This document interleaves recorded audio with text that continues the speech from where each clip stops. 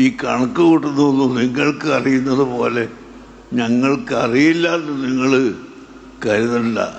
ഞങ്ങൾ അള്ളാഹുവിൻ്റെ റസൂല് പറഞ്ഞത് കേൾക്കുകയാണ്. സൂമൂ ലിറുയത്തിഹി വഅഫ്തിറൂ ലിറുയത്തിഹി. മാസം കണ്ടു എന്ന് ഉറപ്പായാൽ നിങ്ങൾ നോമ്പ് പിടിക്കുക. അതുപോലെ നോമ്പിൻ്റെ അവസാനം മാസം കണ്ടു 29 എന്ന് ഉറപ്പായാൽ നിങ്ങൾക്ക് പെരുന്നാൾ കഴിക്കാം എന്നാണ് അള്ളാഹുവിൻ്റെ റസൂല് പറഞ്ഞത്. അതിൻ്റെ ഇടയ്ക്കൊരു കണക്ക് നോക്കി നോമ്പ് നിൽക്കാനും നോമ്പ് പിടിക്കാനും ഇസ്ലാം മതം കൽപ്പിച്ചിട്ടില്ല.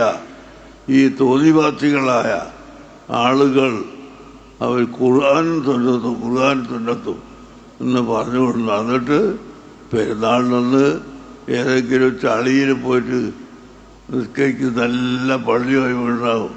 അതൊക്കെ ഒഴിവാക്കിയിട്ടിട്ട് ഈ ചളിയിൽ പോയി നിസ്കരിക്കുകയും അതുപോലെ മാസം കാണുമോ ഇല്ലയോ എന്ന് തീർച്ചപ്പെടുന്നതിന് മുമ്പ് ഇവർ തന്നെ വെള്ളിയാഴ്ച പെരുന്നാളാണെന്ന് തീരുമാനിക്കണം.